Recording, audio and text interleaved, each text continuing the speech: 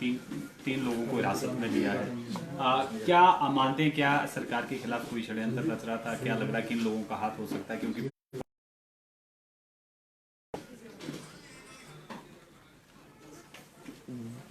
जो पत्र वाली बात आपने जिक्र किया, उसको लेके एफआईआर दर्ज कराया था अधिकारी ने बालूगंज पुलिस थाने में, और उसमें आगे का पुलिस ने हिरासत में लिया है। और स्वाभाविक तौर पे इस तरह की साजिश, आप कह सकते हैं गलत आरोपबाजी, किसी के भी खिलाफ, अधिकारियों के खिलाफ जिनका इसमें जिक्र किया गया था, उस अधिकारी ने जो है इस बात को पुलिस में अपनी जो है कंप्लेंट दर्ज कराई, एफआईआर दर्ज कराई थी, और स्वाभाविक तौर पे उसमें आगे कार्रवाई होनी थी। और वो अब एक इन्वेस्टिगेशन का पार्ट बन गया, उस पर जांच चल रही है। वो कहाँ से वो पत्र बना, किसने उसमें साजिश रची, कौन कौन लोग उसमें थे, ये सारा जो एक विषय है वो जांच का विषय, और पुलिस उस पर काम कर रही है। और मैं समझता हूँ कि ये जो प्रयास है, स्वाभाविक तौर पे जो है सरकार की इमेज को ख़राब करने के लिए कुछ लोग ऐसी हरकत करते हैं, ऐसी शरारत करते हैं, पहले भी पास्ट में होती रही है। लेकिन कुछ लोग ये समझते हैं कि इस प्रकार के झूठे आरोपों से या झूठे पत्र लिख के जो है सरकार के इरादों को कमज़ोर किया जा सकता है काम करने का। आप देखें, हिमाचल प्रदेश इस वक्त जिस स्थिति से गुजर रहा है, आप समझें कि 7 अप्रैल से लेकर अभी पिछले 3-4 दिनों तक, आप समझे 2 महीने तक लगातार भारी बारिश की वजह से, मानसून की वजह से जो आपदा हिमाचल प्रदेश पे थी, उसके दौरान बहुत बड़ा नुकसान हिमाचल प्रदेश का हुआ, लोगों का हुआ, प्राइवेट प्रॉपर्टीज़ का हुआ, और सरकारी संपत्तियों का। सड़कों की बात करें, आप पुलों की बात करें, या सिंचाई की स्कीमों की, पीने के पानी की स्कीमों की, या जैसे आपसे जिक्र किया कि 10,000 से ऊपर पूरे हिमाचल प्रदेश में लोगों के घर जो है रहने योग्य नहीं रहे, और तकरीबन 2500 के घर करीब जो है ढह चुके हैं। तो अपने आप में ये 50 साल 60 साल जब भी आप कहें, हमारा जीवन का जो अनुभव है, अपने आप में ऐसी आपदा हिमाचल प्रदेश पे कभी नहीं देखी। बहुत बड़ा नुकसान था।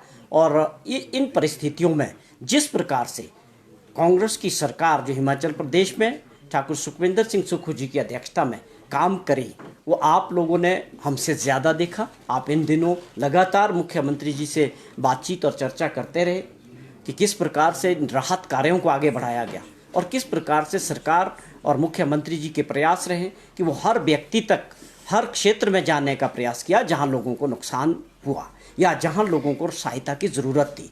और उसमें बहुत सारे ऐसे विषय थे, चाहे मैनुअल को चेंज करने की बात थी कि राहत मैनुअल में बहुत बड़े बदलाव हमारी सरकार ने और मुख्यमंत्री जी ने किए, और राहत कार्यों को ग्राउंड ज़ीरो पे जाके खुद उसका निरीक्षण किया, और हर जगह पूरे हिमाचल प्रदेश में मुख्यमंत्री जी और सरकार लोगों के बीच नज़र आई।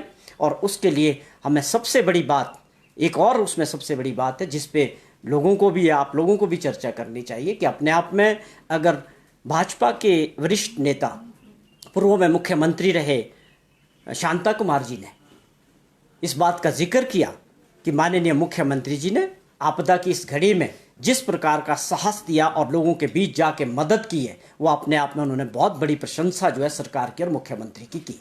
शांता कुमार जी अमूमन आप सभी समझते हैं कि वो किस दल से संबंधित है और सीनियर लीडर है। उसके बाद वर्ल्ड बैंक से जो प्रेस जो है, सराहना मुख्यमंत्री जी की और सरकार की जो की गई इन विषयों को लेके कि आपने इस बड़े संकट में, बड़ी आपदा में मुख्यमंत्री जी खुद लोगों के बीच गए पूरे प्रदेश के अंदर, और लोगों को जो राहत है, बिना डिले के लोगों को सहायता मिली।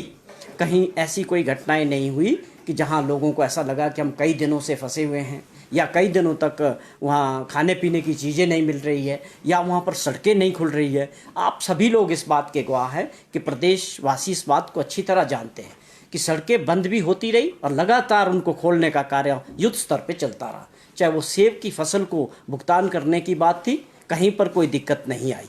ये अपने आप में एक बहुत बड़ा चैलेंज सरकार के सामने और मुख्यमंत्री जी के सामने था। लेकिन उस चैलेंज को जिस प्रकार से साहस के साथ और फ्रंट लाइन से माननीय मुख्यमंत्री जी ने, उनकी टीम ने और अधिकारियों ने किया, वो अपने आप में एक मिसाल है। जैसा मैंने जिक्र किया कि उसके बाद वर्ल्ड बैंक ने एक चिट्ठी लिखकर कि उन्होंने मुख्यमंत्री जी को चिट्ठी लिखी कि आपने बहुत अच्छा काम किया, इस प्रकार से आपदा के समय में काम करना बहुत मुश्किल है, उसके लिए उनको प्रेस किया गया। और अभी आप देखें 2 दिन पहले एक और चिट्ठी नीति आयोग, जिसके चेयरमैन माननीय प्रधानमंत्री जी हैं, नीति आयोग से एक चिट्ठी आई है प्रदेश सरकार को और माननीय मुख्यमंत्री जी को। उसमें वही जिक्र किया गया है कि आपने बहुत साहसिक काम किया है, बहुत अच्छा काम आपने आपदा के अंदर प्रदेश के लोगों को जो सहायता दी, इसके लिए मैं इनफैक्ट आप सभी जो मीडिया के बंधु हैं, मैं आप लोगों को भी इस बात के लिए मुबारक देता हूं कि आप लोगों ने बड़े अच्छे इन पूरे 2-2.5 महीने के दौरान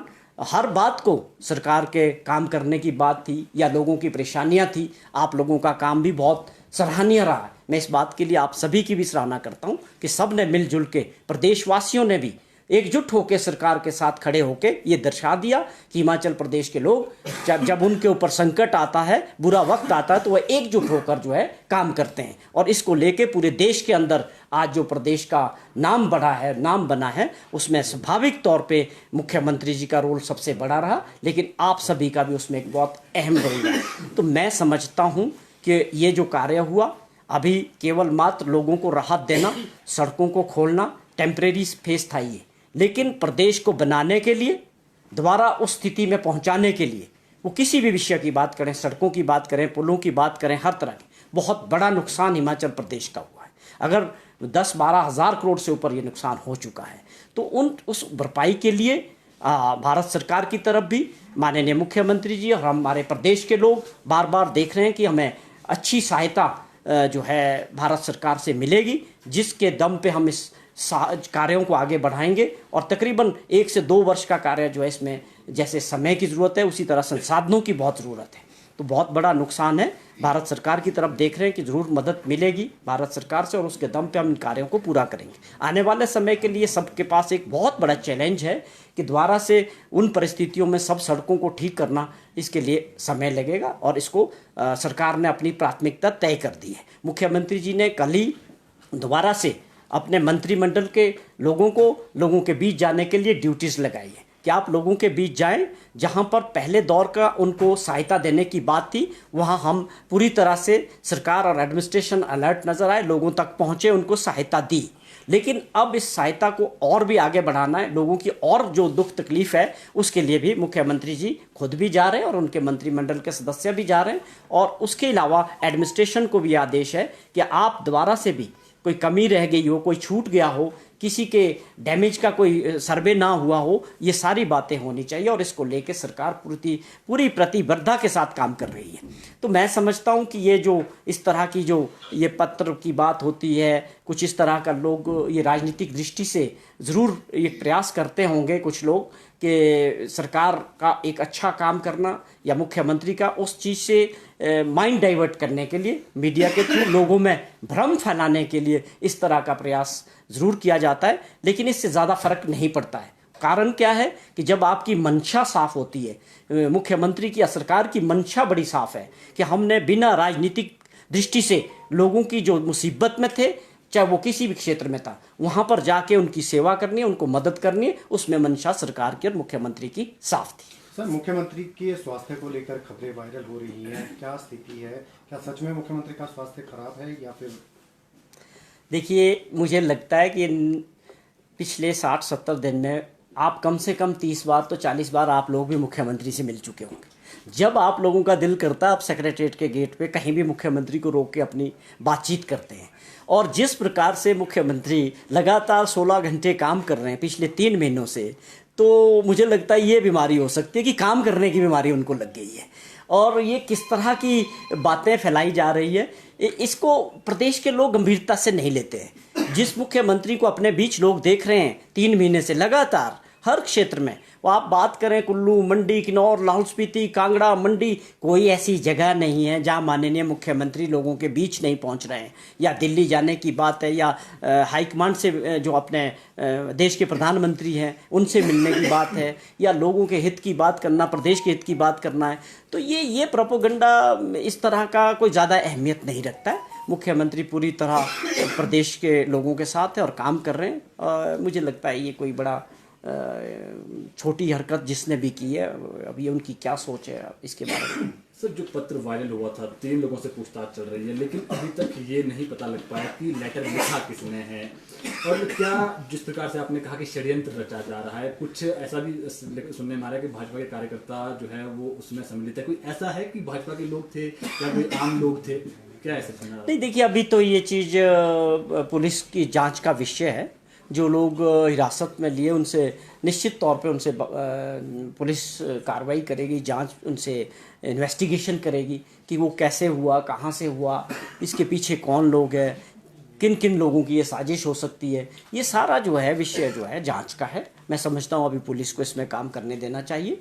बाकी स्वाभाविक तौर पे एक चीज़ ठीक थी कि एक ऐसा षड्यंत्र हो रहा है कहीं से, जो लोग या उस अधिकारी के खिलाफ है या क्या है इसके पीछे वजह है, तो उसने सीधे तौर पे इसका FIR किया था। पुलिस को मैं समझता हूँ इन्वेस्टिगेशन की कि अगले कुछ दिनों में इसके बारे में स्थिति स्पष्ट हो जाए। क्या केंद्र से अभी तक उस तरह की मदद मिल पाई है जिस तरह की आप उम्मीद लगा रहे हैं? क्योंकि नुकसान बहुत ज़्यादा है, स्टेट डिजास्टर पहले ही डिक्लेयर हो चुका है, लेकिन नेशनल डिजास्टर की आप मांग कर रहे हैं, लेकिन वो अभी तक डिक्लेयर नहीं हुआ है। तो किस तरह से देख रहे हैं, क्या केंद्र मदद कर रहा है उस तरह से या नहीं कर रहा है? देखिए, राष्ट्रीय आपदा की जो बात थी वो बार बार माननीय मुख्यमंत्री जी ने भी आग्रह किया था कि आप सभी जानते हैं कि वो भारत सरकार ने उसको डिक्लेयर करना था, लेकिन वो नहीं हो पाया। तो स्टेट डिज़ास्टर हमने राज्य को घोषित किया था। तो अब ये ज़रूर है कि नुकसान बहुत बड़ा है, ये भी सही है कि उम्मीद भी है कि भारत सरकार से मदद मिलेगी। उसी संसाधनों के दम पे जो है हम लोगों के बीच द्वारा से उस काम को तेज़ी लाएंगे। लेकिन जो संसाधन हिमाचल प्रदेश के पास अपने थे, वे बार बार मुख्यमंत्री जी ने इस बात का जिक्र किया कि हमारे पास जो भी अपने संसाधन है उसके फलस्वरूप हमने पूरा प्रयास किया और कहीं कोई कमी पैसे की नहीं आने दी। वो सड़कों को खोलने की बात थी, वो सैकड़ों के हिसाब से मशीनरी हायर करने की बात थी, या लोगों को राहत देने की बात थी। अगर राहत मैनुअल में 5,000 10,000 की जगह 1 लाख रुपया किया गया या 1,30,000, और भी लोगों की जो बिलोंगिंग्स हैं या आपके पशु हैं, किसी भी तरह की जो लॉसेस लोगों के हुए हैं, उसके लिए पूरी तरह से पैसे का इंतज़ाम माननीय मुख्यमंत्री जी ने कर दिया और वो लोगों तक पैसा राहत पहुंच भी रही है, तेज़ी से पहुंच भी चुकी है। आगे भी, और आगे उनकी इरादा बड़ा साफ है कि ये वहाँ तक नहीं रुकना चाहते। हम ये चाहते हैं कि जिन लोगों ने अपने घर खो दिए, जिन लोगों ने अपने खेत खलिहान खो लिए, उनको किस तरह से द्वारा से मदद की जाए, उनके लिए घरों का इंतज़ाम कैसे किया जाए। मुख्यमंत्री जी और सरकार उस बात पे आगे गौर कर रही है। जहाँ तक सवाल है कि कुछ राहत अगर जल्दी मिलती तो स्वाभाविक तौर पर उसका जो है प्रदेश के लोगों को ज़रूर फ़ायदा होता। एक और सरकार फिजूल खर्ची बचाने की बात कर रही है और दूसरी ओर सरकार एक प्रिंसिपल एडवाइजर की एक और नई पोस्ट बनाने जा रही है। ऐसी क्या जरूरत सरकार को? नहीं, ये कुछ नहीं है। हमारा सब जगह आपने बहुत सारे ऐसे फैसले सरकार के देखे कि लगातार मुख्यमंत्री जी ने जो गार्ड ऑफ ऑनर VVIP को मिलता था वो पिछले कई दिनों से बंद किया हुआ है। सिर्फ इस बात के लिए ऐसे फैसले किए हैं कि जिससे पुलिस के जो अधिकारी हैं, लोग हैं जो उस काम में लगते थे, लोगों की सेवा में आपदा के टाइम में लोगों के बीच दिखने चाहिए। उसके बाद आप सभी को ये भी बात जहन में होगी कि मुख्यमंत्री जी खुद 3 महीने बिना हेलीकॉप्टर से काम करते रहे। उसके पीछे सीधी सी सोच थी कि जो संसाधन है उनको बचाने का काम होना चाहिए और प्राथमिकता तय होनी चाहिए कि लोगों को इस वक्त किस प्रकार की सहायता और कैसे मिल सकती है। और सादगी के साथ, पूरी मेहनत के साथ सरकार और मुख्यमंत्री जी काम कर रहे हैं। ठीक है।